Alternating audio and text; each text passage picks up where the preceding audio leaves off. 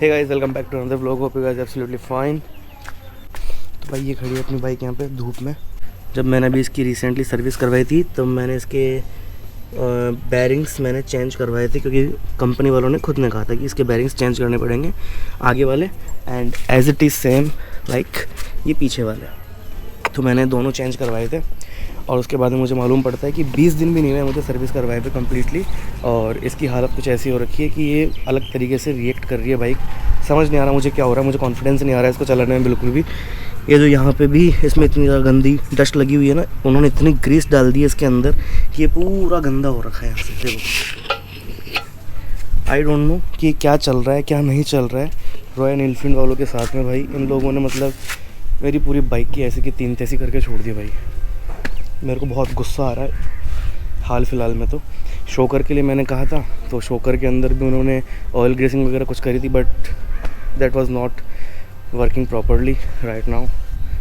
And जो इसका chassis होता है, जो मैन इसका जो हेड होता है, यहाँ पर भी मैंने इसको ग्रेसिंग वगैरह ऑयलिंग वगैरह मैंने इसमें भी करवाई थी, और ये भी मुझे कुछ अजीब सा लग रहा है जो आवाज़ वगैरह कर रहा है। एक तो ऑलरेडी इसका इतना ये खुला आता है, वायर्स वगैरह बाहर रहते हैं, बहुत अजीब सा लगता है। और भाई किसी ने मेरी आगे से हेडलाइट ही फोड़ दी, पता नहीं कौन था महान इंसान। तो बस आज का कुछ बेसिक कुछ ऐसा ही रहने वाला है।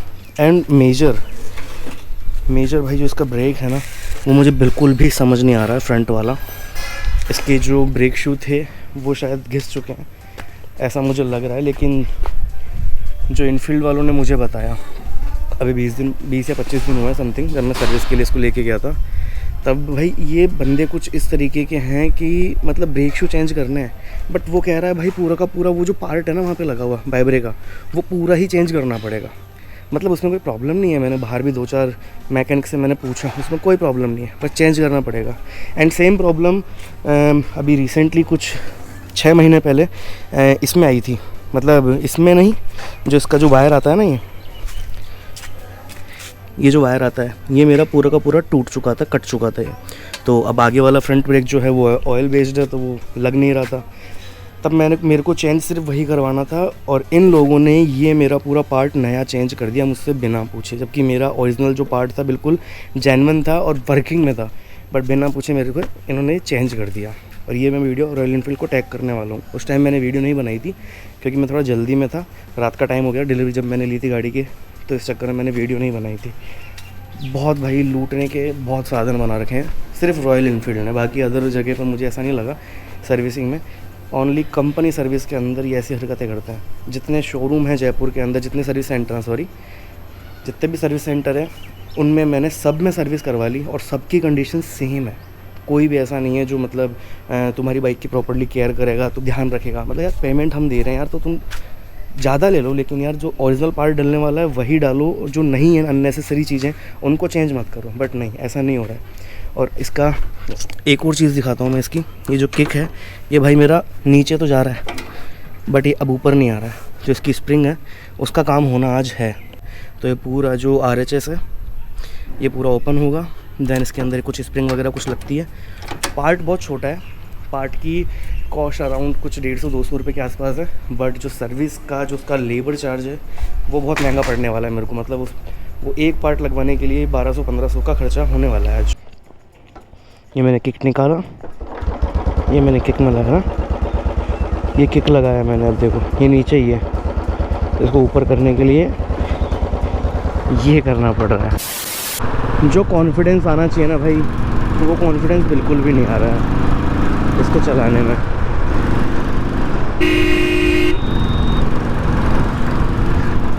बस ये है कि खतरों के खिलाड़ी बन के इसको भगा रहा हूँ मैं। कुछ नहीं पता आगे वाले टायर, अगर आगे वाला टायर जाम हुआ किसी भी सेकंड, तो भाई मैं तो नहीं मिलने वाला फिर उधर। कॉन्फिडेंस नहीं आ रहा भाई इसको चलाने में। चलो गाइस, मिलते हैं हाईवे पे।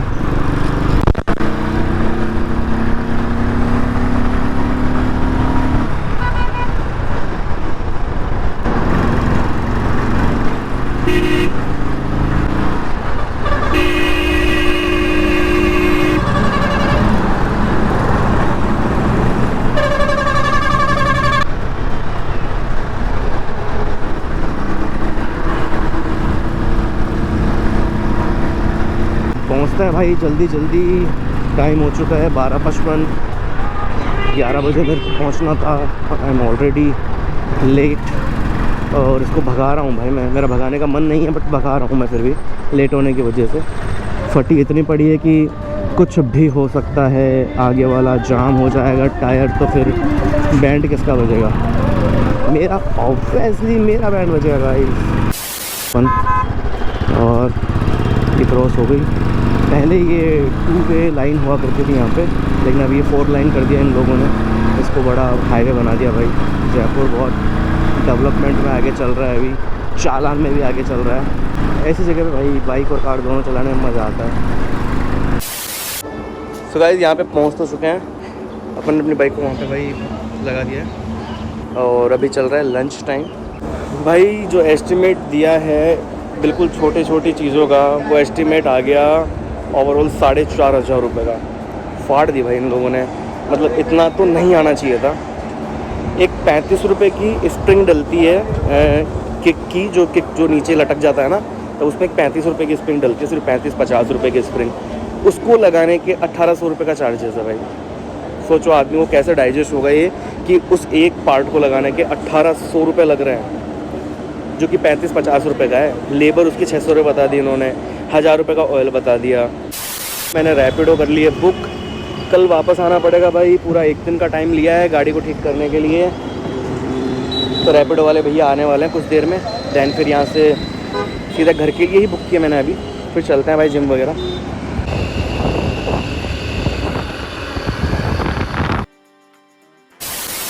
सो गाइस ये है डे 3 और मैंने अपनी बाइक सर्विस पे दी थी।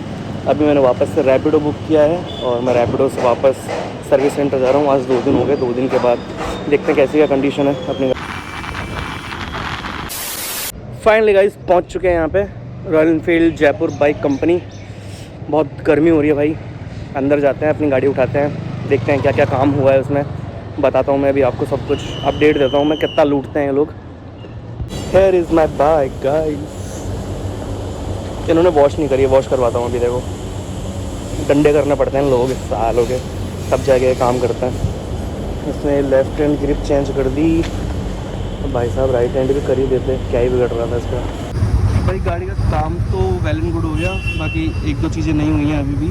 जैसे ये यहाँ से टूटा हुआ है, इसमें बल्ब डाल दिया इन्होंने। इनके पास ये पार्ट अवेलेबल नहीं था, बोल रहे हैं युद्ध की वजह से पार्ट नहीं आ रहा। काफ़ी टाइम हो गया बट फिर भी इज़ ओके। एंड ये जो हेडलाइट मैंने चेंज करवाई थी, टूटी हुई थी, इसके ऊपर की कैप मेरे को पसंद नहीं है पर्सनली। तो अपने पास जो पुराने वाली लाइट थी उसमें थी नहीं ऐसी वाली कोई कैप, तो मुझे मज़ा नहीं आ रहा था, चेंज करवा दो। हाँ कैप चेंज करवा दो। हाँ ये यार भद्दा लग रहा है क्योंकि आपने ये तो चेंज कर दी, ये भी साथ में चेंज करी दो ना। ये कैप लेनी पड़ेगी ना? हाँ ले लो, कोई दिक्कत नहीं, लेके चेंज करवा दो, बिल में ऐड करवा देना।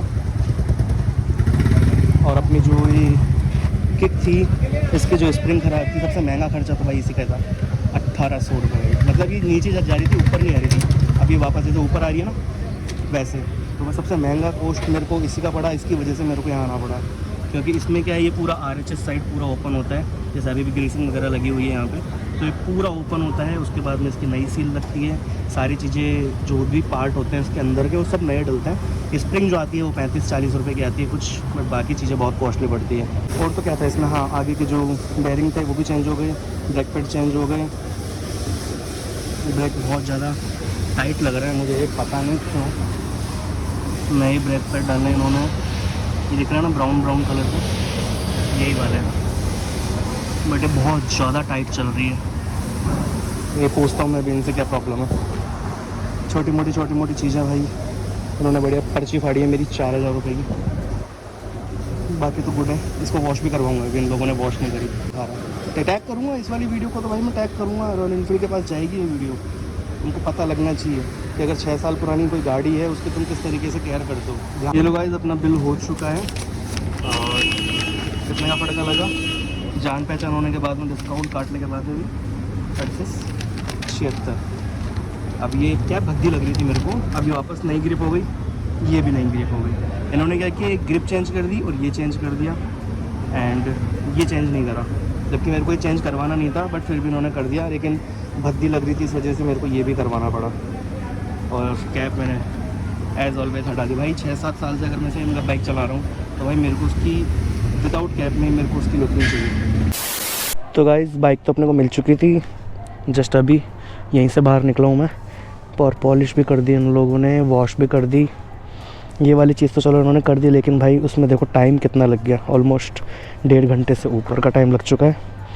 और अभी इसको मैं चैन ल्यूब नहीं हुई है, इसकी घर जाके करनी पड़ेगी जब तक सूखी चलेगी है। कुछ कुछ तो चीज़ें छोड़ ही देते हैं भाई ये लोग, दैट्स ओके। एंड चलते हैं भाई इधर से। अभी बाहर चला गया था और थैंक गॉड कि भाई मैं यहीं खड़ा था, यहीं खड़ा मैं अपना गोप्रो सेटअप कर रहा था। इसका जो साइड स्टैंड सेंसर होता है ना, उस पर भाई पानी लग रहा है यार, समझ नहीं आ रहा। और मैं उसको ऊपर कर रहा हूँ लेकिन गाड़ी को पता ही नहीं कि वो ऊपर है। इन वाली बाइक्स में प्रॉब्लम है, ये साइड स्टैंड में सेंसर लगा हुआ आता है ना, इनमें वाली प्रॉब्लम है। तो मैंने वॉश करवाई, पानी लग गया। अब साइड स्टैंड ऊपर भी है, मैं स्टार्ट करके गियर डाल रहा हूँ, गाड़ी आगे नहीं चल रही है, बंद हो रही है बार बार। लेट्स सी क्या होता है अभी। इसीलिए भाई मैं बोलता हूँ रॉस्ट एक्सपीरियंस, बाहर से काम करवाना बेस्ट लगता है मेरे को। वो रही अपनी बाइक वहाँ पे, वो साफ़ कर रहे हैं उसका सेंसर, एयर मार रहे हैं उस पर। नहीं तो सेंसर रिमूव करवाना पड़ेगा। ये प्रॉब्लम मेरे को एक बार पहले भी हुई थी, उसकी वजह से तकरीबन 3 दिन तक मेरी बाइक खड़ी रही थी। ये भाई ने भाई मेरी बहुत हेल्प करी यहाँ पर, और ये ने इसने भी, अच्छा आदमी है।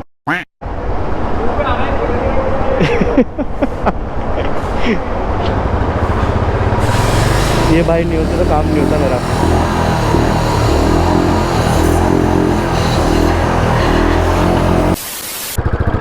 अंदर जाके मैं आया अभी, तो मैंने उनको बोला कि भैया झटके मार रही है फर्स्ट सेकंड गियर पे, सिर्फ 2 पे झटके मार रही है। बोलते मंडे को गाड़ी लेके आना।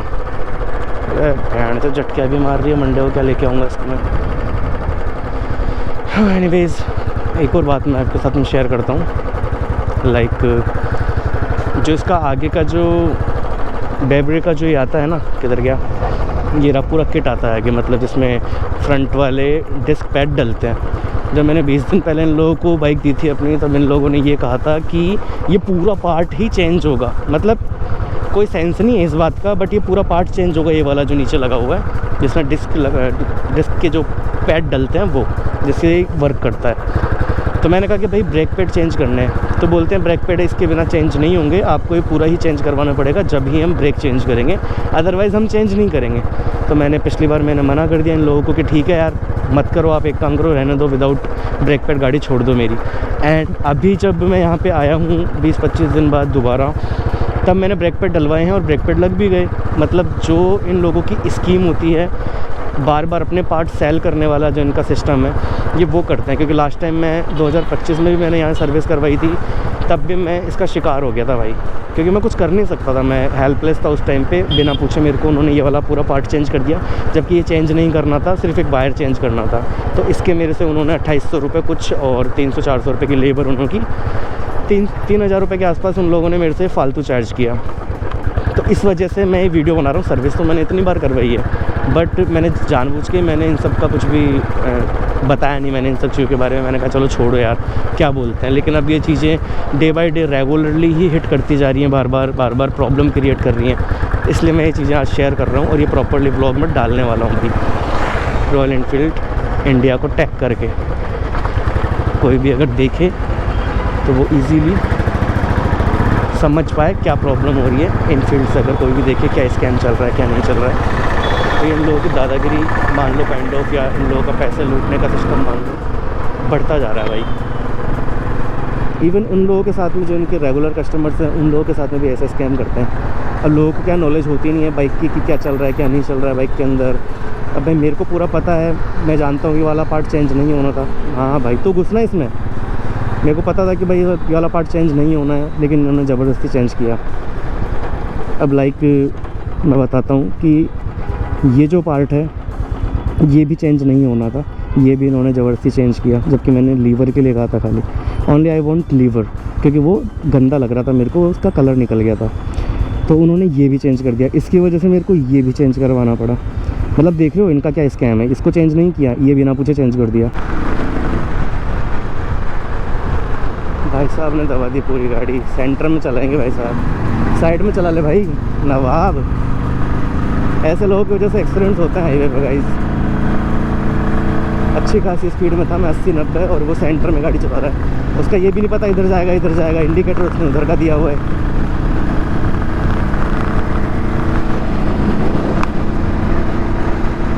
So fair so good, bike अभी तक सही चल रही है। और आज का जो भाई मौसम है बहुत ही ज़्यादा गर्म है, मतलब हालत ख़राब हो गई ये हेलमेट लगा के निकलने में। और इसी के साथ अपनी बाइक चल चुकी है 35,011 किलोमीटर।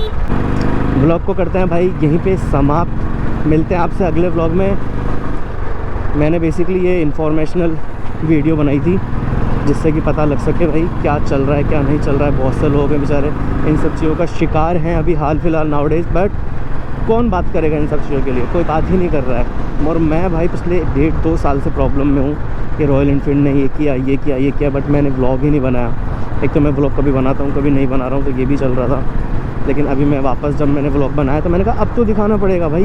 बहुत ज़्यादा इन लोगों ने, मतलब ये है ना स्कैम है कि इनको पार्ट्स चेंज करने हैं। हर एक गाड़ी के पार्ट चेंज करने की लगे पड़ी है भाई। ब्रेक पैड हैं नहीं चेंज होंगे सर, नहीं करवा रहा तो कैलिपर चेंज कर देंगे, ये चेंज करना है वो चेंज करना है। नीड नहीं है। आई नो दैट कि वो रॉयल एनफील्ड के अच्छे खासे मैकेनिक है, बट नॉलेज उनको ज़्यादा है, पर उसके साथ में इन लोगों की जो वो एडवाइज़री है ना वो बहुत ख़राब है यार। तो इसीलिए भाई मैंने ये व्लॉग बनाया। एंड मिलते हैं आपसे अगले व्लॉग में। Till then bye bye. Let me show you another thing guys. ये देख रहे हो, ये इन लोगों ने टाइट ही नहीं किया है इसमें लगा के, और ये पूरे रास्ते बसता हुआ है। मतलब पहले तो मुझे ध्यान पड़ा नहीं, और जब मैं थोड़ा सा आगे निकला तब मुझे पता लगा कि भाई ये निकला हुआ है यहाँ से बाहर, और ये ऐसे आवाज़ कर रहा था इसके साथ में, ऐसी आवाज़ आ रही थी इसकी पूरे रास्ते। इसलिए मैं इतना बोल रहा था रॉयल एनफील्ड के बारे में, रॉयल एनफील्ड सर्विस सेंटर के बारे में। गाड़ी में कोई प्रॉब्लम नहीं है, इन लोगों में प्रॉब्लम है। अब इसको टाइट करने के लिए इसको खोलना पड़ेगा, देखते हैं।